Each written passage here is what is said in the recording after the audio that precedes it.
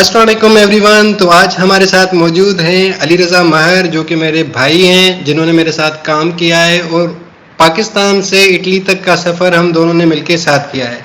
तो चलें शुरुआत करते हैं अली रज़ा से। पहले उनसे पूछते हैं उनका इंट्रोडक्शन। अली रज़ा, अपने बारे में बताइएगा। जी, सबसे पहले बहुत शुक्रिया समी भाई कि आपने हमें आज अपने इस व्लॉग में इनवाइट किया and thank you so much for this. And उसके बाद ये कि मैं अपना छोटा सा इंट्रोडक्शन देता चलूँ। जी, तो मैं अली रज़ा माहिर फ्रॉम मीरपुर ख़ास और बेसिकली मैं कंप्यूटर इंजीनियरिंग में बैचलर कर चुका हूँ पाकिस्तान से, और एक छोटी सी यूनिवर्सिटी है पाकिस्तान में, कायद-ए-आम यूनिवर्सिटी नवाबशाह से। उसके बाद मैं कराची गया था और मैंने 2-3 साल अपनी सॉफ्टवेयर डेवलपमेंट की जॉब की। उसके बाद खुशकिस्मती से हम जो है वो गवर्नमेंट जॉब में गए। वहाँ मुझे समी भाई जैसी शख्सियत से मुलाकात हुई और अल्हम्दुलिल्लाह हम दोनों ने 3 साल एक ही इदारे में जो है वो साथ सर्विस की है। अपार्ट फ्रॉम दिस, उसके बाद यही वो मेंटोर हैं या कहें कि वो पर्सन है जिनके साथ हमने ये सफ़र शुरू किया, और 2021 के दिसंबर में हम लोग जो है वो इटली आ गए। Thank you so much Ali Raza, आपने अपना अच्छा इंट्रोडक्शन दिया और मेरी तारीफ काफ़ी बढ़ा चढ़ा के की, उसके लिए बहुत शुक्रिया। तो सबसे पहले आपके दिमाग में ये आइडिया कब आया कि मुझे जो है पाकिस्तान से निकलना है या फॉरेन स्टडीज़ के लिए जाना है? तो ये डिसीजन आपने क्यों लिया? देखें जी, जब मैं अपनी बैचलर्स कर रहा था तो मेरे कुछ दोस्त थे, वो लोग सर्वाइव कर रहे थे फॉरेन अब्रॉड जाने के लिए। तो उनमें से कुछ दोस्त हैं जो स्कूल के दोस्त थे मेरे, जो ऑस्ट्रेलिया वगैरह गए, और जब वो गए थे तो मुझे लगता था इन्होंने लाइक एक अच्छा डिसीजन नहीं लिया। वहाँ पे लाइफ टफ है, चीज़ें महंगी हैं एंड ऑल। तो जब वो लोग 1-2 साल बाद वापस आए, 2-2.5 साल बाद वो घूमने आए पाकिस्तान, तो I have seen a sudden change in their life. Like उनकी अपब्रिंगिंग में जो चीज़ें नहीं थी वो भी उन्होंने अडॉप्ट की। उसके बाद उन्होंने अच्छा भला पैसा भी कमाया, लग्जरीज भी अफोर्ड की। तो मुझे और उसके बाद हम एक पाकिस्तान टूर पे भी गए थे, तो 10 to 15 days almost we were there together. So वहाँ पे हमारी डिस्कशन यही थी, हम पूरे ग्रुप में माइंड ब्रेन मतलब एक दूसरे का बना रहे थे कि हमें जो है बाहर जाना चाहिए। So at that time I was in my final year, so मैं बस यही सोच रहा था कि डिग्री कंप्लीट करूं and then I should go for abroad, और Australia was the priority at that time. उसके बाद मैंने जो है बैचलर कंप्लीट होने के बाद स्ट्रेट आइट 1 साल थोड़ा सा फील्ड पे काम किया और अपने आइल्स की प्रिपरेशन स्टार्ट की। तो जब मैं आइल्स दे बैठा तो उसके बाद it's not possible for you to sit back and relax.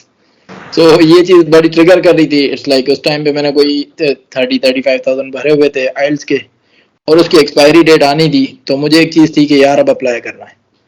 तो उसके बाद मुझे एक इंटेंशन आई कि अब मुझे कंट्री शिफ्ट करना है, दिस इज द एंड गोल।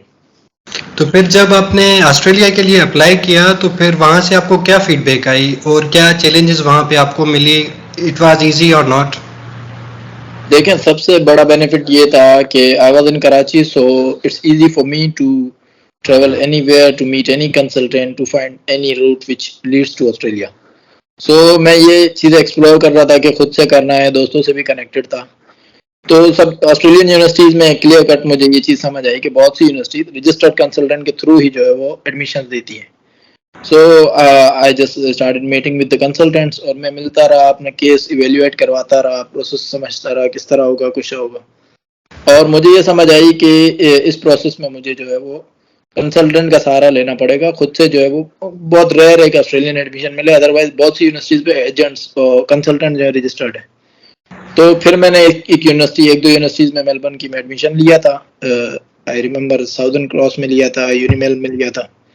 तो उसके बाद जो है एडमिशन लेटर आने के बाद मुझे प्रोसेस करना था, और मेरी कुछ सेविंग्स थी जो मुझे फीस की अफोर्डेबिलिटी उस टाइम पे पाकिस्तानी 2 मिलियन रुपीज़ जो है वो मेरा एक्सपेंस आ रहा था, जो कि मैं मैनेज कर बैठा था। उसके बाद I was just preparing for the bank statement कि मुझे ऑलमोस्ट 4 to 5 मिलियन अपने अकाउंट में शो करवाने थे, just for the purpose of bank statement. तो मैं उस प्रोसेस के स्टार्ट में था, and then suddenly we went to government job. चीज़ें जो है वो फिर एक ब्रेक पे आ गई। तो फिर आपने बाहर जाने का जो प्रोग्राम है उसको फिलहाल पोस्टपोन कर लिया? जी, the main reason is my अब्बू got retired at the on that month. जब मैं गवर्नमेंट जॉब में लगा हूँ उसी महीने अब्बू की गवर्नमेंट से रिटायरमेंट हुई थी।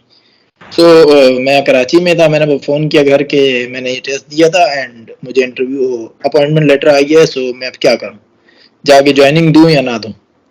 सो द नेक्स्ट डे मेरा पूरा घर जो कराची आ गया, मुझे कॉन्ग्रेचुलेट करना है, और माशाल्लाह। सबने कहा कि बेटा जो है 1 साल ये पूरा कर लो, यहाँ पे प्रोबेशन कंप्लीट हो, यहाँ से परमानेंट हो जाए तो फिर छुट्टी लेके चले जाना। सो अच्छा, मैंने कहा इससे अच्छा कुछ नहीं है, बस ठीक है, घर वाले जिस बात में राजी हैं उसी को वो फॉलो। आपने प्रोग्राम जो है 1 साल से फिर 3 साल तक कैसे बढ़ाया? फिर आपने दोबारा ऑस्ट्रेलिया के लिए कोशिश की या फिर अभी आपने कहा कि I am good with the government job? नहीं जी, देखें मैं जो गवर्नमेंट जॉब में था तो वो मतलब मैं आईटी स्टैक का बंदा था, और जो है वो जॉब कम्प्लीटली कॉन्स्टिट्यूशनल साइड थी, जुडिशरी रिलेटेड थी। समी भाई ज़्यादा जानते हैं मुझसे भी। तो मैं जुडिशरी में मुझे कभी मज़ा नहीं आया, और बहुत से मेरे दोस्त थे, इवन दो समी भाई नोस के बहुत से लोग जो है ना हमारी फील्ड में हमारी जॉब के बाद एलएलबी की तरफ शिफ्ट हुए, उन्होंने लॉ किया, they want to pursue LLM and they want to pursue the job. पर मुझे कभी भी उस जॉब में इतना इंकरेजमेंट नहीं मिली, मोटिवेशन नहीं थी कि मैं इसे कंटिन्यू करूं। बट द थिंग इज 1 साल से 3 साल इसलिए हुआ कि जब मैंने लेटर पे साइन किया, ज्वाइनिंग दी, फिर मैंने उसे रीड आउट किया तो उस पर था 2 साल प्रोबेशन है आपकी, और 2 साल प्रोबेशन तक आप छुट्टी वगैरह ले नहीं सकते। So I have to wait for it. फिर मुझे ये लगा कि अब जो है जो हो सकता है वो करते हैं।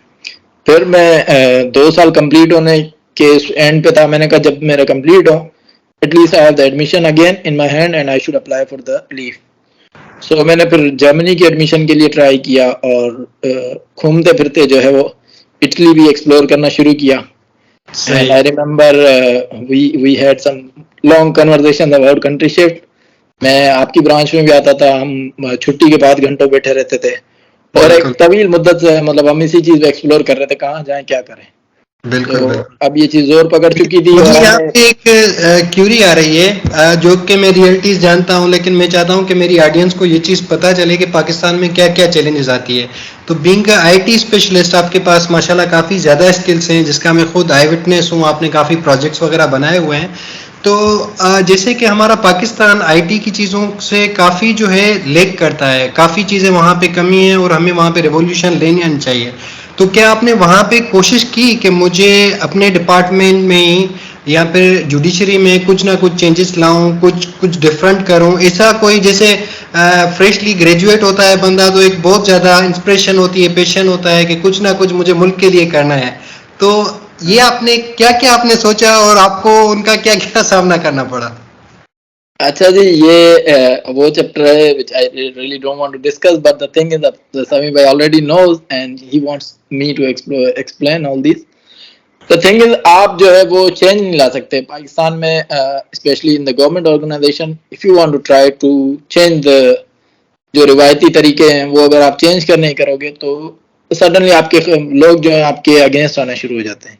आई ट्राइड रियली हार्ड कि मैं जुडिशल साइड से आईटी साइड चला जाऊँ। मुझे ये भी था कि मैं अगर तो मतलब मेरा कुछ भी हो, मुझे आईटी के डोमेन का काम हो, भले मुझे लेट बैठना पड़े, भले मुझे एक्स्ट्रा वर्क दें, मैं वर्क, क्योंकि वो वर्कलोड था जो मुझे इंटरेस्ट भी पैदा कर रहा था, मैं उस काम में थोड़ा खुद भी प्रोग्रेस लाता और मैं चीज़ें सीखता। सो इनिशियली मुझे ये माइंड में था कि मैं जाके जो है वो आईटी डिपार्टमेंट से बात करूं, डायरेक्टर से मिलूं और अपना ट्रांसफ़र करवाऊं। बट आई बिलीव थे कि इससे बेहतर है कि पहले कुछ मतलब आउटपुट दे के उनको कुछ ऐसा बना के दूं जिससे वो बिलीव करें कि yes I do have the skills and I can make something for the high court. So मैंने अपने डिपार्टमेंट के लिए कुछ टूल्स बनाए जिनकी मुझे मेरी कोशिश ये थी कि अभी भी आज हम जो है वो वहाँ पे पेपरलेस नहीं है। सारी चीज़ें बुक्स में एंट्रीज होती हैं, स्टेशनरीज आती हैं, लाखों रुपए इस पे खर्च होते हैं, और एक बड़ा लॉन्ग प्रोसेस है, आप एक फाइल को मूव करते हो, एंट्रीज करते हो, सिग्नेचर ये वो सब चीज़ें। तो मैंने कोशिश की कि सारा डेटाबेस बना देते हैं और एक टूल बना देते हैं जिसके थ्रू ये सारी चीज़ें पेपरलेस हो जाए। और जब मैंने वो बनाई कंप्लीट की, thanks to Covid we get some amount of time, तो फ्री टाइम था, मैंने जो ऑफिस में ये चीज़ें बनाना शुरू कर दी थी। जब मैं टूल कम्प्लीटली बना चुका, फंक्शनल कर चुका, टेस्टिंग भी कर ली मैंने, तो मैंने अपने ब्रांच के असिस्टेंट रजिस्ट्रार को बताया। मैंने कहा सर ये मैंने बनाया, आई वुड लाइक कि ये हम इम्प्लीमेंट करें और स्लोली स्लोली ये पूरी हाई कोर्ट में एक्सपेंड करेगा, और हम जो है ये बहुत बड़े ये स्टेशनरी से, एंट्री से, मैनुअल सब चीज़ें खत्म हो जाएंगी, पेपरलेस हो जाएंगे। तो उन्होंने कहा बेहतरीन बेटा, हम चलते हैं रजिस्ट्रार के पास, उसके बाद डायरेक्ट आईटी के पास जाएंगे। ये वो इस चीज़ें बढ़ती रही। फिर मैं खुद से जो है वो भी अप्रोच करना चाहिए, मैं मिला उन लोगों से, उन्होंने कहा बहुत अच्छा है, ये वो है। फिर मुझे वही सजेशन के बेटा देखो लॉ में हो तो लॉ कर लो, अगर प्रोग्रेस ही लेनी है इस डिपार्टमेंट में तो एलएलबी जरूरी है, ये वो। इट्स लाइक इतना इनकरेजिंग नहीं था मेरे लिए। फिर मैं उस चीज़ को साइड में रखा और मैंने कहा मैं आईटी की जॉब ढूंढता हूँ, क्योंकि मेरी फैमिली इंसिस्ट कर रही थी कि गवर्नमेंट जॉब ही हो। तो मैंने कहा यार गवर्नमेंट सेक्टर पे अब जो है आईटी की जॉब ढूंढनी चाहिए। फिर मैंने अप्लाई किया मिनिस्ट्री ऑफ डिफेंस में। वो जॉब भी specifically IT assistant manager IT की जॉब थी। सो वहाँ मेरा इंटरेस्ट था, क्योंकि वो जॉब जो है, मेरा एक टीचर था वो भी वही जॉब करता था and he was quite happy with the job. So मुझे था कि मैं भी जो है इसी में परस्यू करूँ। सो अल्हम्दुलिल्लाह I have cleared the job, got the appointment letter. In the last moment मुझे नजर आया कि उनकी टर्म्स एंड कंडीशन में था कि I have to submit my passport and the original documents to the department, जो कि मुझे थोड़ा लगा कि यार this should not be the last opportunity for me. अगर मैं ये एक्सेप्ट करता हूँ तो it's like I should stop growing और मुझे इसी पे सेटल होना है, क्योंकि ये लास्ट अपॉर्चुनिटी है। मेरे डॉक्यूमेंट्स इनके पास हैं, मैं कहीं अप्लाई नहीं कर सकता, और अगर मुझे कोई अब्रॉड अपॉर्चुनिटी आती भी है तो it should be discarded because I don't have my passport. So उस मोमेंट पे मैंने बिना किसी से मशवरा किए उसी मोमेंट पे जनरल मैनेजर को अपना अपॉइंटमेंट लेटर वापस दिया। मैंने कहा कि मैं जो है वो अब्रॉड जाना चाहता हूँ, I should not join this organisation. So this is also the motivation. उसके बाद में जब भी हाई कोर्ट आता यही सोच के आता कि आज मैंने अप्लाई करना है एंड 1 महीने में 2 महीने में मैंने कंट्री शिफ्ट करना है। उसके बाद इवेंचुअली मैंने जो है वो जर्मनी की कुछ यूनिवर्सिटीज हैं, ओशुलो, फुल्डा और टीयू डॉर्टमंड, इनमें एडमिशन सिक्योर किया और फिर मैंने जो है वो ट्राई की कि जर्मनी में अप्लाई करूं। सडनली कोविड बड़ा एक्सट्रीम पे था और थोड़ा सा डर भी था कि like is it the right time to go abroad and all. And for the Australian part मेरा ये था कि ऑस्ट्रेलिया में ट्रैवल बैन था। दोस्तों से मशवरा किया, उन्होंने भी कहा यार अगर अभी आ भी जाते हो तो it's like you can not earn well, और यहाँ रहने के खर्चे और ये वो तो तुम्हारी सेविंग्स खत्म हो जाएंगी। तो ऑस्ट्रेलिया वाज डिस्कार्डेड और जर्मनी में मैंने एडमिशन वगैरह लिए और मैं प्रोसीड कर ही रहा था कि सडनली एक बहुत ही अच्छा वाकया हुआ था उस टाइम पे। I have to make a deal from OLX। तो मुझे एक लड़का था, उससे OLX से iPhone SE मैंने उससे लेना था। तो मैंने कराची में उससे डील की। उस टाइम पे कोविड एक्सट्रीम पे था, तो वो लड़का कह रहा था यार मैं नहीं आ सकता क्योंकि बाहर निकलना मना था, लॉकडाउन वगैरह। So we were in judicial department. So मैंने कहा ठीक है, मुझे नहीं रोकेंगे पुलिस या रेंजर्स, तो I should come to your place. मैं उसकी जगह गया, उससे मिला, उस लड़के से मैंने फ़ोन की डील की। उसके बाद मैंने उससे पूछा कि तुमने ये फ़ोन कहाँ से लिया? ही सेड मैंने रोम से बाई किया था, इटली से। सो फिर मुझे लगा कि यार इट्स लाइक तो तुम रोम कैसे गए? तो आई रिमेम्बर द नेम। उसके बाद मैं उस बंदे से नहीं मिला हूँ, फरहान भाई नाम था उसका। सो उन्होंने बताया कि यार मैं स्कॉलरशिप पाएगी ये वो। एट दैट टाइम मुझे लगता था कि स्कॉलरशिप सिक्योर करना is not piece of cake. Like मैंने ट्राई की थी, यूके की कुछ स्कॉलरशिप्स हैं उनमें ट्राई किया था ये वो, like but there is a huge competition even in Australia. Australian awards scholarship आती है, उसमें भी अप्लाई किया, बट कंपटीशन कुछ ज़्यादा होता है और ग्लोबली आपका कंपटीशन हो तो फिर you have to be out of the box to secure this. For Italy scene कुछ और थे। उन्होंने मुझे कहा कि भाई इट्स रियली इजी, बस आपको एडमिशन सिक्योर करना है एंड इट्स लाइक आप जा सकते हो। तो मैंने कहा भाई अभी बस ये ट्रम है, इसमें अगर मेरा आइल्स बच जाए तो ठीक है, नहीं तो मुझे अगेन देना पड़ेगा। फिर उनकी यूनिवर्सिटी थी लासपेंजा। फिर उन्होंने मुझे उसके बाद कुछ लिंक्स बताए ये वो, और उस गुफ्तगू के बाद हमारा कनेक्शन नहीं रहा इतना, और उसके बाद मैंने जो है वो खुद से थोड़ा सा एक्सप्लोर किया और शाम को मैं आके आपसे मिला। आपको मैंने बताया यार समीम भाई this is also an opportunity, let's do it. फिर हमने जो है इटली एक्सप्लोर करना शुरू किया और slowly gradually the credit goes to COVID as well. Like किसी के शर में किसी की खैर होती है, तो इसी तरह कोविड की वजह से हमारे लिए वो खैर का टाइम था, क्योंकि we got enough time to do extra things. बिल्कुल 3 दिन ऑफिस होती थी, 3 दिन छुट्टी होती थी, और मैं अपने होम टाउन जा नहीं सकता था due to the restriction. Travel बहुत महंगा था, 5-5 हज़ार पर साइड हमें जो है वो किराया भरना पड़ रहा था। तो अब 2 से 3 दिन आप फ्री घर में बैठा तो कुछ ना कुछ करना पड़ता है। एग्जैक्टली। इसी दौरान मैंने कुछ फ्रीलांसिंग की और कुछ ये चीज़ें एक्सप्लोर की। तो इट मीन्स के जो ओवरऑल आपका एक्सपीरियंस था कि कोविड आपके लिए काफ़ी अच्छा निकला, तो उस वजह से एक तरीका निकल आया जिस तरीके से आप यहाँ पहुँच गए। जी जी बिल्कुल इसी तरह। तो अब मुझे ये बताएं कि आप अपना प्रोफाइल बताएं कि जैसे आपकी CGPA कितनी है, आपने बताया आइल्स थी, तो आइल्स के कितने बैंड्स थे, और ये सारी चीज़ें इटली में एडमिशन के लिए मैटर करती हैं या नहीं करती? देखिए जी, सबसे पहले ये था कि मैं अपनी बैचलर्स यूनिवर्सिटी में एकेडमिकली इतना ज़्यादा अपना कंसर्न नहीं था।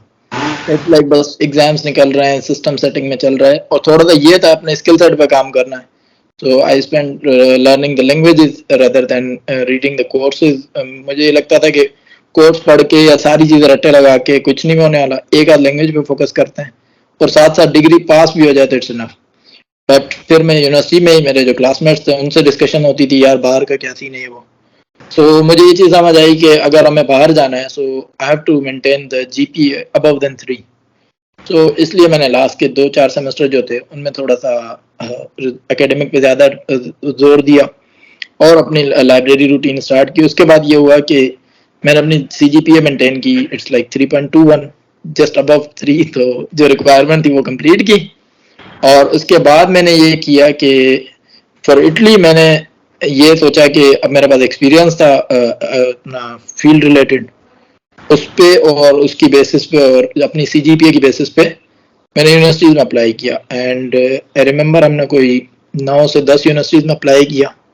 इनिशियली 4 से 5 रिजेक्शन आए, again and again rejection. So I got scared कि यार मुश्किल है और कुछ और changes. But the thing is, the best thing about this process is that her rejection के बाद मैं अपनी सीवी को इवेल्युएट कर रहा होता था, अपने लेटर ऑफ मोटिवेशन को, अपनी दूसरी चीज़ें जितनी इम्प्रूव हो सके चीज़ों को ज़्यादा रिफाइन करता था. उसके बाद जो है अगेन एक ट्राई के साथ अप्लाई करता था. फिर जो है वो एडमिशन होते होते एक यूनिवर्सिटी थी विरोना, वहाँ पे इजीली एडमिशन हो गया था. उसके बाद फिर जो है वो कुछ यूनिवर्सिटीज़ में इंटरव्यूज़ दिए हुए थे. एक्सपेक्टेशन नहीं लग रही थी कि कहीं होगा या नहीं होगा, because in Pakistan we all are focused on programming language mostly or networking, एक डोमेन. यहाँ पे ये लोग जो भी इंटरव्यू करते हैं they all ask about data science, they all ask about states. लेकिन इनके इंटरव्यू क्वेश्चन ये होते थे कि प्रोबेबिलिटी क्या होगी, गार्जियन फैक्टर क्या है. It's like they are more focused about AI and machine learning and data science. तो मुझे लगता था हम स्पेसिफिक तो है नहीं, हम तो जनरल कंप्यूटर इंजीनियरिंग की डिग्री करके बैठे हैं. सो जो सत्येंद्र का इंटरव्यू था उसमें मैंने इससे यही कन्विंस करने की कि sir if you will ask me about academic question, तो वो मैं 2016 में ग्रेजुएट हुआ. उसके बाद मैं स्पेसिफिक एक फील्ड या एक डोमेन से रिलेटेड हूँ. So if you ask me question from this, तो मैं उस डोमेन में बता सकता हूँ. फिर उन्होंने इस बात को समझा और उन्होंने कुछ क्वेश्चंस किए मुझसे related to the tech which I followed. तो उसके बाद मुझे लगा कि इंटरव्यू अच्छा हुआ है, लेकिन it should be more improve in the next time. तो मैं फिर इस वजह से इतना होप मेरी अच्छी नहीं थी इसके रिलेटेड, सत्येंद्र के related. But suddenly in the evening I got the email कि आपकी सिलेक्शन हुई है, you should start the visa process. बिल्कुल ऐसा ही था. मुझे एग्जैक्टली याद है जब आपकी एडमिशन वेरोना में हुई थी और मेरी पिसा में भी हुई थी, वेरोना में भी हुई थी, तो हम दोनों ने एक पैक्ट किया था कि चलो चलते हैं वेरोना. फिर सडनली अली को एक ईमेल आ गई और सब कुछ, वक्त बदल गया, हालात बदल गए. खैर बहुत काफ़ी अच्छा एक्सपीरियंस था. अच्छा, उसके बाद फिर चलते हैं कि अभी जैसे आपने बताया, तो मेरे क्वेश्चन करने का मकसद ये था कि जो अपकमिंग स्टूडेंट हैं, जो एस्पिरेंट्स हैं, जो इटली आना चाहते हैं, उनकी मोस्टली क्यूरी ये होती है कि जो एजुकेशन में गैप है वो मैटर करता है या नहीं करता, और सेकंडली जो सीजीपी है तो मिनिमम कितनी होनी चाहिए जिस पे एडमिशन पॉसिबिलिटी है, अगर उनकी कम है तो फिर उसको किस तरीके से अपने प्रोफाइल को बेहतर करें. देखिए, जो चीज़ें मैंने अपने प्रोफाइल में देखी कि जो लैग करती हैं, उनमें ये था कि हमने जब यूनिवर्सिटी पढ़ रहे थे, सो हमने कभी नहीं सोचा कि यार पब्लिकेशन भी करनी होती है, रिसर्च बैकग्राउंड पे भी काम करना होता है. ये वो चीज़ें जो हम अपने बैचलर की एकेडमिक जर्नी के अंदर ही करते हैं, ना कि हम जॉब मार्केट में आए उसके बाद हम पब्लिकेशन करें, क्योंकि फिर हम एकेडमिक से दूर हो जाते हैं, टीचर से कनेक्टेड नहीं होते और रिसर्च बैकग्राउंड से, इन्वायरमेंट से हट जाते हैं. So apart from, if you will see के पाकिस्तान में भी अगर आप देखें ना, मैंने मेरे कुछ दोस्त थे जिनकी 2.5 से बिलो जीपीए थी, and they want to secure admission in Iqra university, Dawood, anywhere. उनको था यार मास्टर्स चाहिए. So they tried, but HEC का भी ये रूल है कि आप 2.5 से बिलो हैं तो शायद आप एडमिशन नहीं ले सकते मास्टर्स के लिए. तो इस वजह से फिर मुझे ये समझ आती है कि एटलीस्ट आपकी 2.5 होनी चाहिए, because I have seen profiles 2.75 के लोग हैं, 2.9 के लोग हैं, इनकी एडमिशन सिक्योर हुई है, वीजा लगे हैं, यहाँ पहुंचे. ये चीज़ है. हाँ, अगर आप देखें कि यार अगर दो प्रोफाइल्स हैं, एक प्रोफाइल आपका 2.5 या 2.9 या का है और दूसरा 3.8 का है, तो 2.5 वाला कैसे या 2.9 वाला कैसे कम्पीट करेगा. So he has to do some extra efforts, और उसे कुछ सर्टिफिकेशन ऐड करनी चाहिए अपनी प्रोफाइल में, रिसर्च बैकग्राउंड अपना ऐड करना चाहिए, हो सके तो पब्लिकेशन करें, ताकि जो है वो स्पेसिफिकली एक वो लाइक कहते हैं कि माहिर फन हो जाए, लाइक और फिर जो है वो अपनी फील्ड की बेसिस पे और अपनी ये जो एक्स्ट्रा सर्टिफिकेशन और पब्लिकेशन की बेसिस पे वो बच्चा जिसकी जीपीए वाले कम है लेकिन उसकी एक्स्ट्रा एफर्ट ज्यादा है, उसकी बेसिस पे वो जो है वो एडमिशन सिक्योर कर सकता है इजीली। और इतना कोई मुश्किल काम नहीं है एडमिशन लेना किसी भी कंट्री में। और जो गैप की आपने बात की, तो गैप आप देखें, इट्स नॉट नेसेसरी कि आप फ्रेश ग्रेजुएट हो तो आए। हाँ, इट इज रिकमेंडेड कि जो आप अगर यूनिवर्सिटी की कॉल्स पढ़ते हैं उनमें लिखा होता है कि अगर एक ही like there are 4 seats and there are 5 students, तो 2 स्टूडेंट के अगर सेम मार्क्स हैं तो फिर वो कंसीडर करते हैं the student with less age, जिसकी उम्र कम होती है वो बच्चा लाइक जो फ्रेश ग्रेजुएट है उस बच्चे को ज्यादा प्रेफरेंस होती है। और उसके अलावा कोई इतना बड़ा वो नहीं है गैप का। और आप गैप को कवर कर सकते हैं सिंपली आपने अपनी एक स्ट्रीम में एक्सपीरियंसेस शो करना है, लेजिट एक्सपीरियंसेस हो, आपका प्रोफेशनली बैकग्राउंड हो, आप एक स्ट्रीम में चलते आते हैं, आपका एक प्रोफाइल एक डोमेन से मैच करता आता है, तो it's really easy. It's like आप भले 32 के हो तो भी I should say you should apply for it, 34 के फिर भी अप्लाई करें। There is no age limit in education, specially in masters. तो बैचलर्स एक पॉसिबिलिटी है कि बैचलर्स के लिए बच्चे को जो है वो एक स्पेसिफिक एज तक अप्लाई करना चाहिए, अदरवाइज वो डिफेंड करना मुश्किल हो जाता है कि आपने कॉलेज के बाद क्या किया। तो इस वजह से अगर आप मास्टर्स के लिए कर रहे हैं तो एज लिमिट और गैप वगैरह जो है ये मैटर नहीं करता, you should just apply. Okay okay, तो इट वाज काफ़ी जो है बहुत ही डिटेल में ये आंसर था, तो ये काफ़ी लोगों के लिए हेल्पफुल होगा। सेकेंडली मैं अभी आता हूँ स्कॉलरशिप की तरफ। तो अभी जो स्कॉलरशिप है, जैसे यूनिवर्सली काफ़ी लोग अप्लाई करते हैं स्कॉलरशिप के लिए, तो वो उनकी एप्लीकेशन होती है स्कॉलरशिप के लिए जहाँ पे भी अप्लाई करते हैं, चाहे हम जर्मनी का एग्जांपल लें, यूके का एग्जांपल दें, या अभी फुल ब्राइट यूएसए की स्कॉलरशिप आई है, तो सब लोगों को स्कॉलरशिप के लिए अप्लाई करना होता है और डायरेक्टली रिजल्ट आ जाती है। तो इटली में जो सीन है वो क्या सीन है स्कॉलरशिप का? देखें, जो आपने ग्लोबल की बात की उसमें यह है कि ग्लोबली जो है मेरिट बेसिस स्कॉलरशिप बेसिकली मिलती हैं, तो उनमें ये होता है कि पूरी दुनिया से लोग कम्पीट करते हैं और एक कंपटीशन के बाद कुछ लोग होते हैं जो विनर होते हैं। लाइक आप अगर लें यूग्रेड को, फुल ब्राइट को, या फिर चेवनिंग को यूके में, या फिर जो है वो ऑस्ट्रेलियन अवार्ड्स को लें, तो नंबर ऑफ स्कॉलरशिप बहुत लिमिटेड होती हैं। इट्स लाइक 300 500 पूरी दुनिया से लोग इन्होंने उठाने। सो उसमें ये कंपटीशन होता है, जिसका ज्यादा प्रोफाइल स्ट्रांग होता है उसी को जो है, और इन स्कॉलरशिप्स के लिए जो एक्सपीरियंस है वो भी मैटर करता है। लाइक आप अगर दाद की अप्लाई करेंगे जर्मन एप्लीकेशन, तो वो प्रेफर करते हैं 2 इयर्स एक्सपीरियंस, रिलेवेंट एक्सपीरियंस जिसका होता है वही एलिजिबल होता है उसके लिए। इसी तरह आप ऑस्ट्रेलियन अवार्ड्स करते हैं, उसमें जो 5 इयर्स प्लस एक्सपीरियंस वाला है उसका जो है वो केस ज्यादा स्ट्रांग होता है बनिस्बत उसके जो फ्रेश होता है। सो ये तो कंपटीशन बेस्ड या आपका मेरिट बेस्ड स्कॉलरशिप है। For Italy the case is different. यहाँ पे स्कॉलरशिप इजी इस वजह से कि यहाँ पे आपका जो स्कॉलरशिप का है वो पूरे रीजन को स्कॉलरशिप मिलती है। You just have to secure the admission and we are getting scholarship on the base of our financial status. So यहाँ पे आसानी इस वजह से कि यहाँ पे अगर आप एक बैच में एक रीजन में 5000 स्टूडेंट्स भी आते हैं तो उन सबको जो स्कॉलरशिप मिलेगी, just they have to meet the financial criteria, जो कि हम पाकिस्तान या इंडिया या हमारे एशियन कंट्रीज के लोग इजीली मैच कर जाते हैं। सो यहाँ पे काफ़ी इजी है, आपने एडमिशन सिक्योर करना है, उसके बाद स्कॉलरशिप का अलग से पोर्टल है। इतना ज़्यादा उसमें लाइक आपकी स्टैक के बारे में, आपकी डोमेन नॉलेज के बारे में नहीं पूछा जाता, बल्कि आपके फाइनेंशियल स्टेटस का पूछा जाता है। कुछ लीगल डॉक्यूमेंट्स नीडेड होते हैं, जैसे income certificate, your bank statements and all these thing.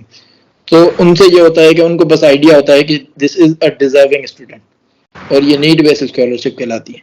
सो इसमें यह है कि इटली में जितने रीजन से हर रीजन की अलग स्कॉलरशिप है, हर रीजन का अलग पोर्टल है, और ऑलमोस्ट हर बंदे को जो है वो स्कॉलरशिप इजीली मिल जाती है। अच्छा, तो जैसे कि अभी लाजियो डिस्को में आप पढ़ रहे हैं, तो आप लाजियो डिस्को स्कॉलरशिप के विनर भी हैं, तो मुझे आप बताएं कि आपका जो स्कॉलरशिप का एक्सपीरियंस रहा वो कैसा रहा, उसमें आपको अमाउंट कैसे मिली, हॉस्टल क्या थी, और उसमें क्या क्या बेनिफिट्स थे, ओवरऑल आपकी जर्नी कैसे रही स्कॉलरशिप की? जी, तो journey it all started from December 21 सबसे पहले आप यहाँ मतलब वीज़ा मिलने के बाद यहाँ लैंड करते हैं। उसके बाद जो इनिशियल डेज थे उसमें ये था कि हॉस्टल वगैरह या अकोमोडेशन का यहाँ रोम में या लाजियो रीजन में थोड़ा सा इशू है। हम लोगों को हॉस्टल नहीं मिली थी। इट्स लाइक हमारा थोड़ा वीज़ा लेट था या फिर हॉस्टल की रैंकिंग पहले थी। तो फर्स्ट ईयर के स्टूडेंट ऑलमोस्ट जो है वो यहाँ पे अपने से मैनेज करते हैं अकोमोडेशन का।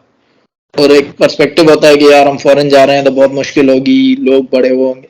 इस तरह कुछ भी नहीं था। इट्स लाइक मिनी कराची या हैदराबाद का कोई एरिया। हम यहाँ लोगों से मिले, वो सारे उर्दू बोलते थे, पाकिस्तानी थे, खाना भी पाकिस्तानी था। हमें अकोमोडेशन भी उनके साथ शेयरिंग में मिली थी। इनिशियली आई रिमेम्बर हमारा एक दोस्त है यासिर, उसने मैनेज की थी मेरे लिए अकोमोडेशन। और we were at this place. हम 2 स्टूडेंट थे, बाकी वर्कर लोग थे कुछ। तो हम मिलजुल के रह रहे थे। वो भी एक अच्छा सेटअप था, लेकिन वो परमानेंट नहीं हो सकता था। फिर हमने मूव ऑन किया। फिर हम 4 दोस्त मिले, हमने एक और नई जगह ढूंढी और हम वहाँ अकोमोडेट हुए। For the first year scholarship amount हमें जो है वो 3 से 4 महीने बाद मिला 25%। It's like 7,000 was the amount full for the whole year. But हमें उस टाइम पे मिले थे 1500-1700। वो 25% था 7,000 का। उसके बाद हमें फिर जो है वो अगले 6 महीने अपने अपने से सरवाइव करना था। लेकिन इट्स नॉट दैट डिफिकल्ट, क्योंकि आपका बेड स्पेस 200-150-200 की वो होता है, रेंट होता है। यहाँ रहने का खर्चा आप कह लें 150 मैक्सिमम होता है। सो इट्स लाइक आप 300-350 मैनेज करते हैं। In case if you are lacking in managing your finances, तो आप छोटी मोटी कोई जॉब कर सकते हैं। फ्रीलांस टाइप वर्क है, लाइक यहाँ पे डिलीवरी के लड़के जॉब करते हैं, कुछ 1-2 दिन के लिए काम के लिए जाते हैं। तो काफ़ी अपॉर्चुनिटीज़ हैं, आप अपना खर्चा इजीली जो है वो निकाल सकते हैं। 1 साल पूरा होने के बाद जो सेकंड ईयर में जो हॉस्टल की लिस्ट लगी उसमें हम विनर थे। सो हमें इजीली जो हॉस्टल भी मिल गया। और स्कॉलरशिप जो है वो भी ऑलमोस्ट आपकी 1 साल बाद आती है। जो नेक्स्ट ईयर की स्कॉलरशिप है वो आपको इजीली मिल जाती है, वो उसी मंथ में मिल जाती है। लाइक नवंबर में आपको फर्स्ट ईयर की मिली है, दिसंबर में आपको सेकंड ईयर की स्टार्ट की मिल जाती है। अब इसमें ये है कि इनकी ये क्राइटेरिया है कि you have to complete the credits. अगर आपको पूरी स्कॉलरशिप दे दें फिर आप पढ़ाई छोड़ के आप किसी और ट्रैक पे लग जाएं और आप छोड़ दें, तो ये इन लोगों का क्राइटेरिया है कि आपको स्लोली ग्रेजुअली अपनी एकेडमिक प्रोग्रेस शो करनी है। अगर आप वो मीट करते जाते हैं, आपका अमाउंट जो है वो रिलीज करते जाते हैं। तो इस तरह है। और सेकेंड ईयर जो है उसकी भी स्कॉलरशिप इसी तरह है। इनिशियली 50% मिली है, 50% बाद में मिलती है। तो वो सारा डिपेंड करता है। इनकी वैल्यूएशन होती है कि आपके यूनिवर्सिटी की प्रोग्रेस अच्छी है, आप क्रेडिट्स कंप्लीट कर रहे हो, तो फिर जो है वो स्लोली आपको मिलती रहती है। और अकोमोडेशन भी जो है वो भी इसी तरह है। अगर आप यूनिवर्सिटी टाइम से डिग्री कर लेते हैं तो आपकी अकोमोडेशन रहती है। अगर आप क्रेडिट्स नहीं निकालते तो डिस्कार्ड भी हो जाती है, पर 1 साल 2 साल आपकी वो चल जाती है। तो आप 2 साल तक जो है वो इजीली स्कॉलरशिप अवेल कर सकते हैं, मेंटेन कर सकते हैं। तीसरा साल टोटली डिपेंड करता है आपकी एकेडमिक परफॉर्मेंस पर। यस। Okay okay.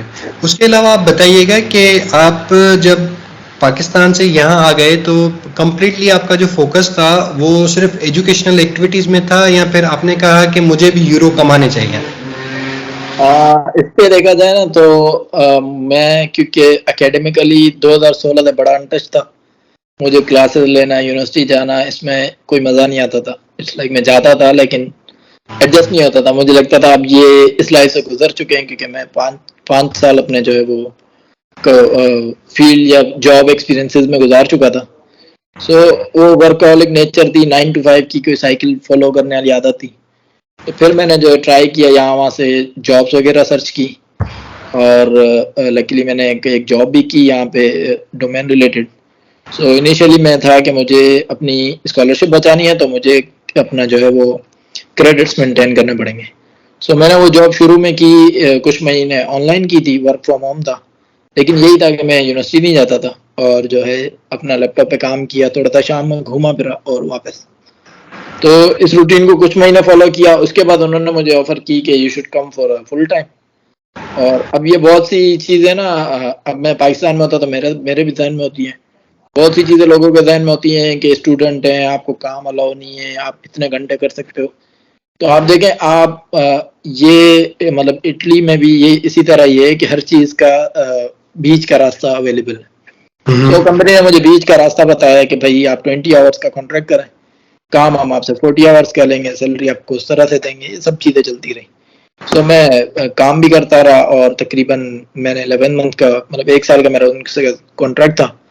तो मैंने वो जॉब कंटिन्यू की और इस दौरान मैं एकेडमिकली सिर्फ इतना कनेक्टेड था कि मेरे कुछ इंडियन दोस्त हैं जिनके साथ मेरा ग्रुप बना हुआ था। उनसे मैं बस व्हाट्सएप पे हमें पता लग जाता था फलां पेपर आ रहा है, ये प्रिपरेशन का मटेरियल है, ये वो। तो मैं बस उनको थोड़ा सा देख के अपने एग्जाम्स को अटेम्प्ट करने ही जा रहा था। उसके अलावा यूनिवर्सिटी से इतना ज़्यादा कनेक्टेड नहीं था। तो ये भी एक जर्नी थी और इसमें ये था कि मुझे ये फ़ायदा था क्योंकि मैं कोर्स से थोड़ा सा टच में था, तो मैं फील्ड से थोड़ा सा दूर था। तो मुझे था कि मैं अपने स्किल सेट को वापस थोड़ा सा ग्रिप में लाऊं। इस वजह से मैं इस पे ज़्यादा फोकस था और मुझे लगा कि इवेंचुअली ये भी एक मेरे करियर में प्रोग्रेस के लिए ही है, तो I should focus on it. So अब 1 साल मैंने कंप्लीट किया कंपनी से, फिर मुझे रियलाइज़ हुआ कि मैं अपने बैच के साथ अभी तक तो चल रहा हूँ, लेकिन अब अगर मैं चीज़ों को सीरियस नहीं लेता हूँ, if I will not focus on my degree and my core subjects, तो एक टाइम आएगा कि ये लोग ग्रेजुएट हो जाएंगे, मैं जो है पीछे रह सकता हूँ। फिर मैंने डिसाइड किया कि it's better to finish the education first, उसके बाद आप परमानेंटली फुल टाइम लीगली जो है वो अच्छी जॉब ढूंढ सकते हैं। Currently I am going in this stream. पिछले 2-3 महीने में मेरी यही रूटीन है, मैं सुबह मतलब लाइब्रेरी को ज़्यादा टाइम देना है और दूसरे बाकी काम जो है वो अभी अर्निंग वाले और ये वो चीज़ें जो भी थी वो ये अपने बात 7 पे भी चल रहे हैं। बिल्कुल बिल्कुल। और इसके अलावा आपने कोई आर्ट जॉब में एक्सपीरियंस किया, वो आपका एक्सपीरियंस कैसा रहा? और जॉब में आप देखें, आप जिनके सर्कल में रहते हैं ना, फिर आप दोस्तों से और जॉब में एडवेंचर्स होते हैं, कहानियां होती हैं, लोग बताते हैं ये हुआ। एंड मैं क्योंकि वर्क फ्रॉम होम कर रहा था, इतना उठना बैठना नहीं था, तो मेरा इतना सर्किल नहीं था। मेरा सर्किल था वो मेरे 3 रूममेट और उनके जो दोस्त जो हमारे घर पे आते, या फिर कभी हम उनके पास कभी कहीं गए, तो उनकी स्टोरीज होती थी क्योंकि वो रिलेट करते थे एक दूसरे से। बहुत से लोग यहाँ पे डिलीवरी जॉब्स करते थे, तो वो बताते थे आज ये हुआ, आज ये हुआ। इवन तो मैं भी जो है वो तंग होता था घर बैठ बैठ के, तो मैंने एक इलेक्ट्रिक स्कूटर लिया और वो जो लड़के डिलीवरी जॉब करते थे, मैं सिर्फ वहाँ जाके रात में उनके साथ बैठ जाता था। मैं सिर्फ उनके साथ गपशप हो जाए, थोड़ी सी टाइम पास हो जाए, तो वो 2 घंटे मुझे बड़ा वो लगता था, यार कितनी इनकी भी फैसिनेटिंग स्टोरीज है। ये लाइक वो कराची वाला माहौल मिल जाता था या मीरपुर खास वाला जो मेरा घर का माहौल है वो मिल जाता था। तो मुझे लगा ये रूटीन फॉलो करते हैं। फिर मैंने छुट्टियों में अगस्त का महीना है, छुट्टियां होती हैं, तो मैं 2-3 दिन ऐसे ही मतलब शौक के तौर पे डिलीवरी जॉब की। उसके बाद फिर मैं रासमस पे चला गया, तो फिर मुझे टाइम नहीं मिला, फिर मैं अगेन जॉब पे आ गया। पर उसके अलावा मुझे एक दोस्त ने एक अपॉर्चुनिटी शेयर की। इट्स लाइक कोई यहाँ पे एक्सपो सेंटर जैसे कराची में होता है, उस तरह का कोई इवेंट था और there were shops and all. हमें जो है किसी स्टॉल पे खड़ा होना था as a representative. So Ramzan का महीना था, मेरी जॉब भी इतनी ज़्यादा वो नहीं थी स्ट्रिक्ट, तो मैंने जो है वो 3 या 4 दिन वो जॉब की थी। वो काफ़ी एडवेंचरस था क्योंकि एक पूरा मेला लगा हुआ था और एक डिफरेंस था हमारे मेले में इटालियन मेले में क्या डिफरेंस, और जो थीम थी उस पूरे की वो इंडियन कल्चर पे थी, एशियन थी। तो वहाँ बहुत सी डिफरेंट किस्म के लोग थे, नेपाली थे, जापानीज थे, हम थे, इंडियंस थे, बहुत सी। तो हर किसी का अलग अलग कल्चर था, शॉप्स थी, उनके हैंडीक्राफ्ट थे। और मैं बेसिकली जिस पे काम कर रहा था वो शॉप थी कपड़े की। It's like we are selling Indian dresses. So वो भी एक अच्छा एडवेंचर था। 4 से 5 दिन उन लोगों के साथ रहे, फिर उनसे काफ़ी अच्छी दोस्ती यारी हो गई और एक अच्छा एक्सपोजर मिला। सो और जो अभी इस तरह नहीं है कि आप समझें कि बहुत ज़्यादा आपकी ज़िंदगी अताब हो जानी है। ये कंस्ट्रक्शन का काम तो है नहीं, ये एक लाइक फन एक्टिविटी भी है। अपार्ट फ्रॉम दिस आप थोड़े से पैसे भी अर्न कर लेते हो, तो इन दी एंड आपको जो एक सेटिस्फेक्शन होती है, एक मज़ा आता है।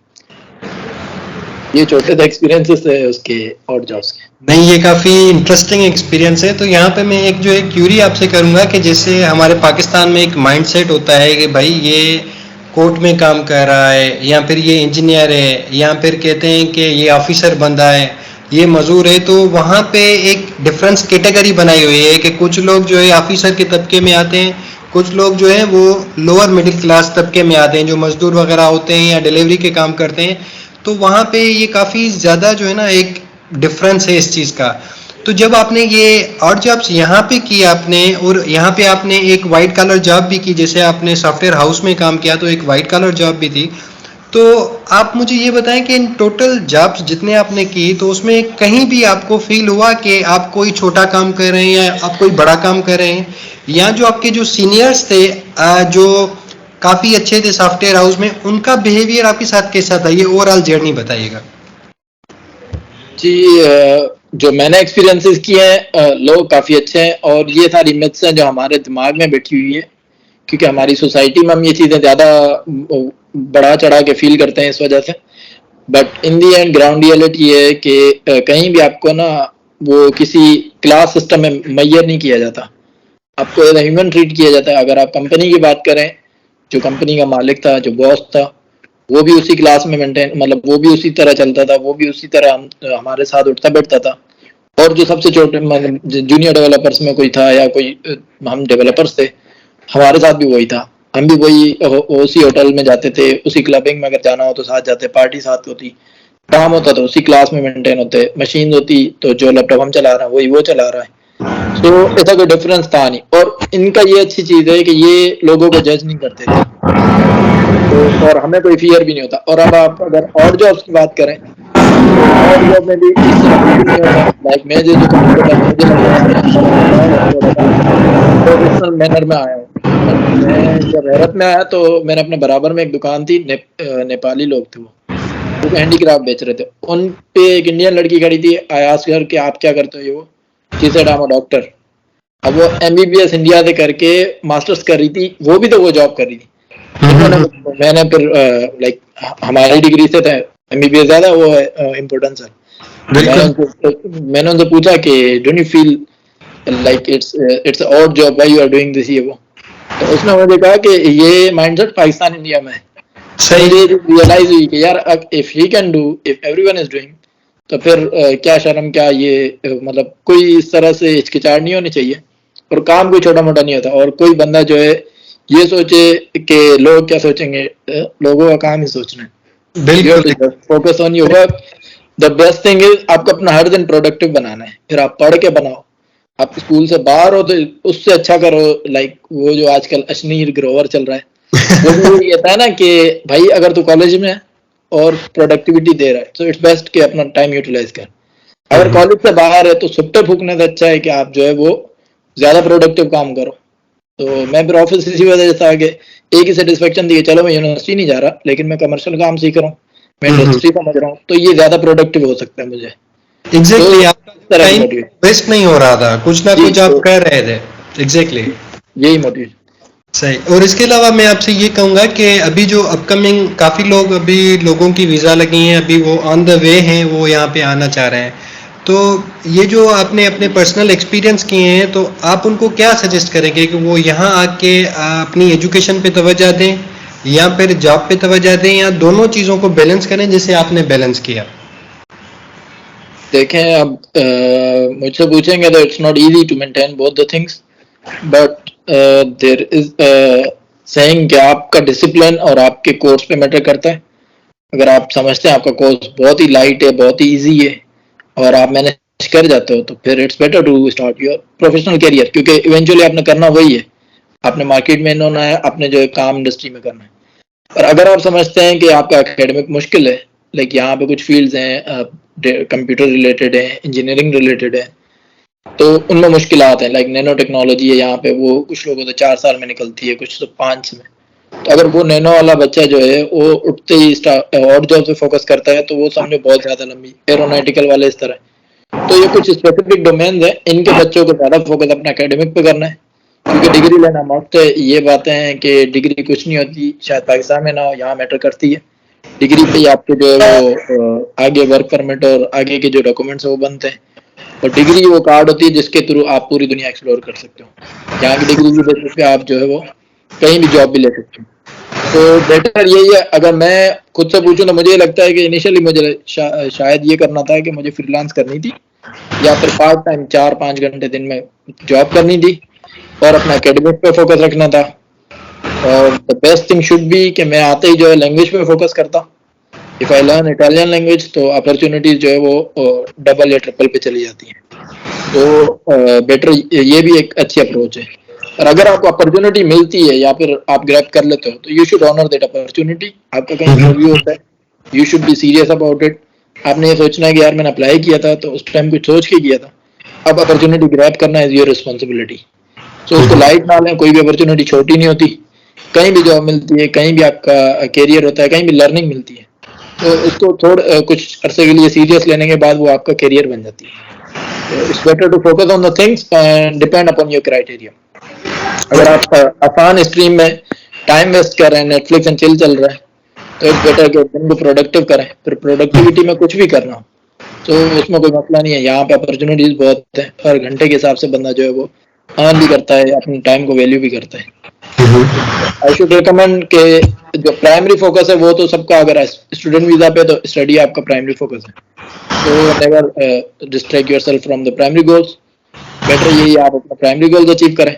उसके साथ अगर आप कुछ और साइड हसल कर सकते हैं और वो आपको प्रोफेशनली या किसी भी एंड से फाइनेंशियली आपकी स्ट्रेंथ बढ़ा रहा है, तो आप उसे कंटिन्यू करें। ओके। और उसके अलावा मुझे ये बताइएगा अली रज़ा कि जैसे आपने पाकिस्तान में प्राइवेट सेक्टर में भी काम किया है, गवर्नमेंट सेक्टर में भी काम किया है और यहाँ पे भी काम किया है, तो जो तीनों वर्क स्पेस हैं, इन तीनों में आपको क्या डिफरेंस मिला? अगर आप देखें ना, कराची में प्राइवेट सेक्टर जो है वो बहुत डेडलाइन बेस है, बहुत शॉर्ट डेडलाइन होती हैं, बहुत ज्यादा टेम्पर, बहुत से हाइपर माइंडसेट के लोग बैठे होते हैं। उनका काम होता है बस काम लेना है, बहुत ज्यादा काम लेना आपसे, एंड दे वांट कि जो काम आपका 1 मंथ का है तो वो चाहते हैं 10 दिन में हो जाए। उसके कंपैरिजन में यहाँ पे जो है वो बहुत ही कूल और चिल माइंड बंदे हैं। आपको काम दे दिया, फिर पूछना ही नहीं है उन्होंने, चलता रहता है चलता रहता है। जो महीने का काम है वो 3 महीने में भी हो तो दे डोंट माइंड, बस ये चाहते हैं चीज परफेक्ट हो। एक बार हम प्रोडक्शन में दे दें तो फिर उसमें बग नहीं आना चाहिए।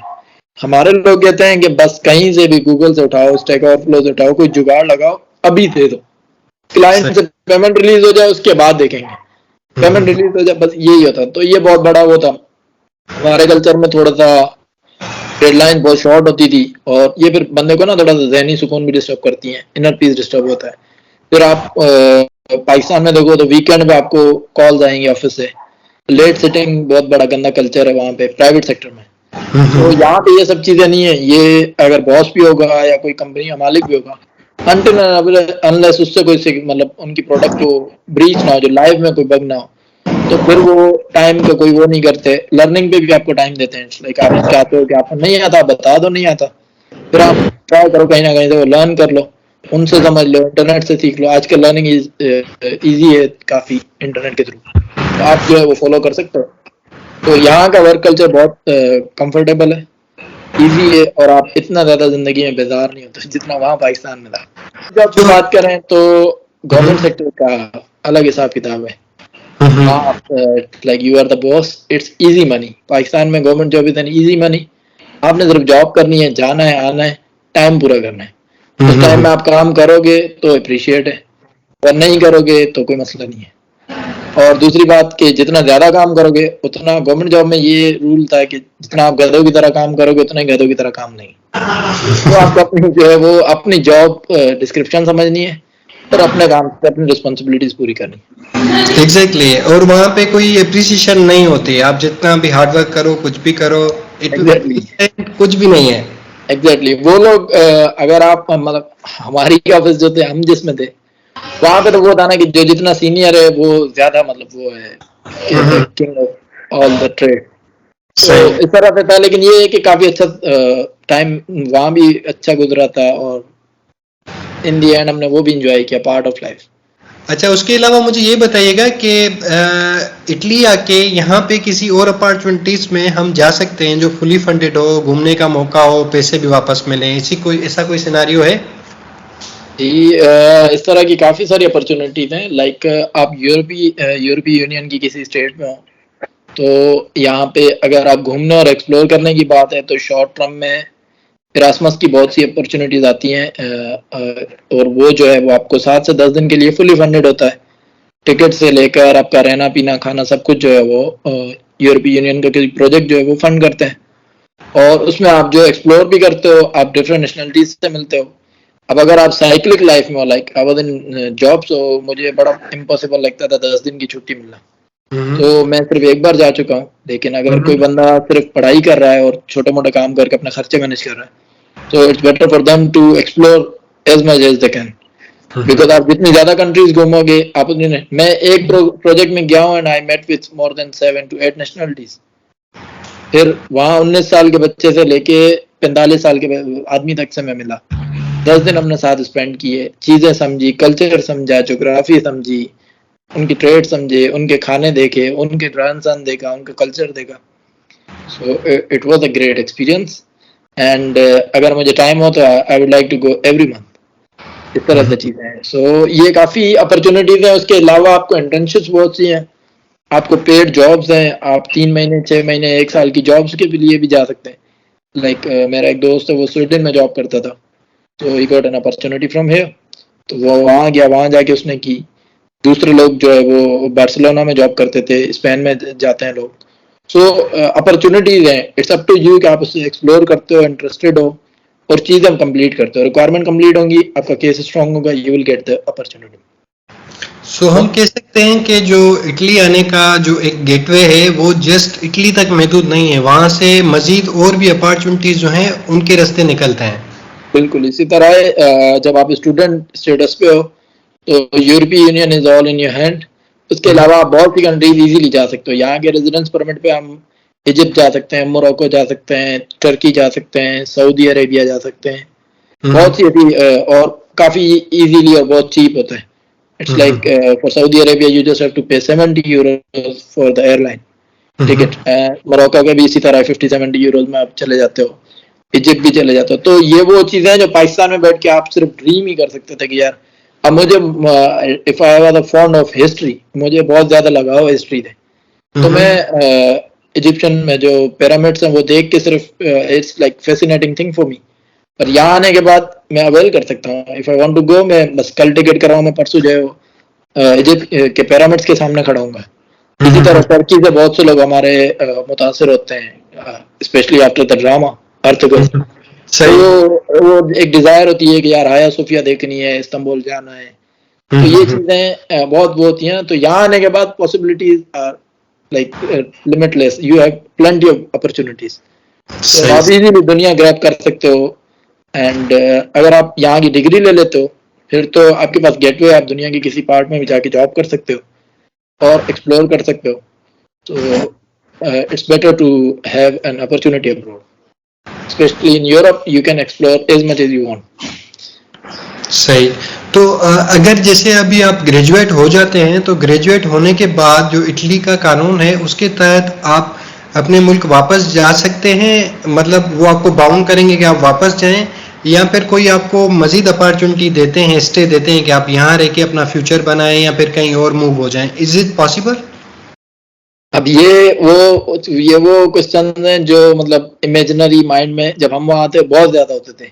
एग्जैक्टली। डिग्री टाइम से पूरी नहीं हुई, वो लोग वापस भेज देंगे, डिपोर्ट हो जाता है बंदा, आपको टाइम पे प्रेशर होता है, फीस का मसला होता है। ये सारी मिथ्स हैं। आप किसी भी कंट्री में जाते हो, एक डेवलप्ड कंट्री जो है वो आपको सेटल होने के लिए हर अपॉर्चुनिटी देती है। आपको थोड़ा सा फोकस करना है, अपनी ट्रैक पे चलना है और अपने प्राइमरी गोल्स को देखना है।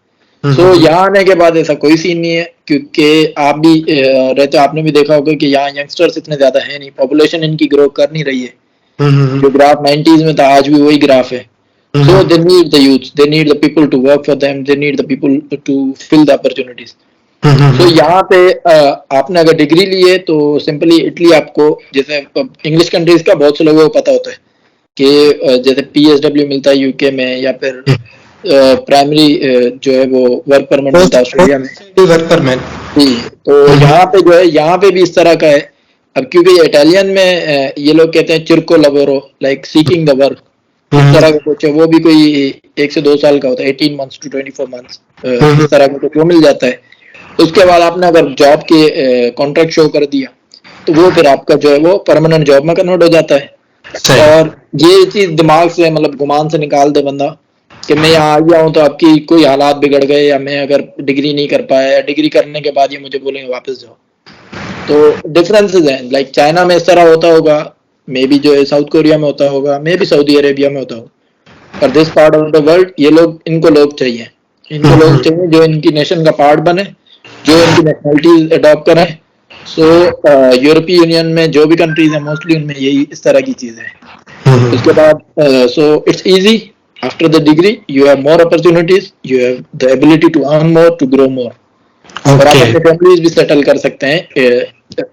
अब ये इस तरह है कि आपने पहला कदम उठाया नहीं है और आप वो पास की फ्यूचर की 10 साल बाद की स्टोरी सोच के डर रहे हैं। Don't take the pressure of these things. आपको जो है रिलैक्स होके सिर्फ इन होना है। एक बार आप ये जर्नी स्टार्ट करते हो तो हर दिन आप जो है ना शुक्र करना शुरू कर जाओगे, ये अल्लाह तेरा शुक्र, ये मैंने सही। सोचा था आज ये भी हासिल किए। बिल्कुल। और अब मैं आपसे एक लास्ट क्वेश्चन करूंगा, वो ये करूंगा कि जैसे अभी काफ़ी ज़्यादा लोग हैं उन्होंने वीज़ा सबमिट किया है या जो आने वाले लोग हैं वो वीज़ा सबमिट करेंगे, तो उनके लिए आप क्या मैसेज देंगे कि वो किस तरीके से अपना जो वीज़ा फाइल है उसको इम्प्रूव करें जिससे उनका जो वीज़ा चांसेस है वो इम्प्रूव हो जाए। और सेकंडली काफ़ी मिथ है कि इटली का जो वीज़ा रेशो है वो बहुत कम है, तो इसमें क्या रियलिटीज़ है? देखें, मैं जो अपना अंदाजे से बात करूं तो वो ये है कि आपको अपना केस स्ट्रांग भी रखना है और सिंप्लीफाइड रखना है। कोई कॉम्प्लेक्सिटी नहीं रखनी है उसमें। आपने जो है एक प्रॉपर डॉक्यूमेंटेशन की पूरी सीरीज फॉलो करनी है। जब आप डॉक्यूमेंट पूरे करते हो उसके बाद आप एक तो देखें लेजिट और लीगल चीजें लगानी है, क्योंकि ये पाकिस्तान वाला सीन तो है नहीं। आप एक कंट्री के लिए कर रहे हो जहाँ पे जो है ट्रांसपेरेंसी चलती है। तो अगर आपने कोई फेक डॉक्यूमेंट लगाया है और अगर किसी तरीके से वो लीक हो जाता है या वो मतलब रिवील हो जाता है उनको, तो it's a serious rejection to you. और ये भी मसला हो सकता है कि वो फेक डॉक्यूमेंट की वजह से आपको फ्यूचर में आगे कहीं प्रोसेस करने में मसला। सो इस तरह के रिस्क लेने से अवॉइड करें और जो आपने केस बनाया वो स्ट्रांग हो, उसकी पूरी रिक्वायरमेंट कंप्लीट हो और उसके साथ साथ वो सिंपल हो, उसमें कोई कॉम्प्लेक्सिटी नहीं हो। मैं काफ़ी स्टूडेंट्स को मैं अपने केस की बात करूँ या मुझसे जो एक तो रिलेट थे लोग, मैंने उनको गाइड किया था। मैंने उन्हें कहा कोई भी ऐसी चीज़ ना दो जिसको वीज़ा ऑफिसर देखे and he has to think twice कि यार ये इसने क्यों दिया है, ये किस। जैसे मैं एग्जांपल देता हूँ, आप गोल्ड की रिसिप्ट देते हो। अब वो इस तरह है कि गोल्ड की रिसिप्ट मैं किसी से भी बनवा सकता हूँ, कोई साउंड प्रूफ नहीं होता, लेकिन वो बस आप चाहते हो चीज़ें बढ़ा दें। वो आप जो है ना फिर चीज़ें बहुत ज़्यादा मिक्स हो जाती हैं और आप सही। वो एक कॉम्प्लेक्स सी चीज़ बना देते हो। फिर वो इतनी सब चीज़ें देखता है तो वो एक एक हो सकता है ना वीज़ा ऑफिसर आपके डॉक्यूमेंट देख के वो ये रियलाइज करना शुरू कर दे कि ये लीगल है, ट्रू डॉक्यूमेंट है या फिर जो है वो फेक बना हुआ। इस तरह कोई भी गेम ना करें, आप सिंपल रखें। और वीज़ा नो डाउट कि वीज़ा लक पे होता है, अल्लाह की तरफ से भी है, लेकिन ये है कि आप अपना केस स्ट्रांग रखें, चीज़ें सिंप्लीफाइड रखें और प्रेजेंटेशन अच्छी हो, चीज़ों को एक सिंपल स्ट्रीम में हो, आपके पेपर्स के साथ आपकी इंडेक्स लगी हुई हो। जो आपको बंदा फाइल हाथ में ले तो उसे पता लगे कि अगर इसने ये सीक्वेंस इंडेक्स में बताई है तो इसी सीक्वेंस से डॉक्यूमेंट रखे हुए हैं, रिक्वायरमेंट कंप्लीट है, आपकी चीज़ें जो है वो कंप्लीशन में हो। सो आपका केस देख के जिस तरह आप देखें, आप लोग क्यों कंसल्टेंट्स को ज्वाइन करते हैं या क्यों, वो यही चीज़ें करने का उनसे चार्ज लेते हैं। एडमिशन तो आपकी प्रोफाइल की बेसिस पे मिलता है, वो सिर्फ वीज़ा फाइल को थोड़ा सा खूबसूरत करके शो करते हैं। चीज़ें सीक्वेंस में होती हैं, रिक्वायरमेंट्स कंप्लीट होती है, नहीं होती तो वो आपसे खुद से करवाते हैं। तो ये सारे एफर्ट आपने करने खुद ही होते हैं, डॉक्यूमेंट आप ही प्रोवाइड करते हो, प्रोड्यूस आप करके देते हो।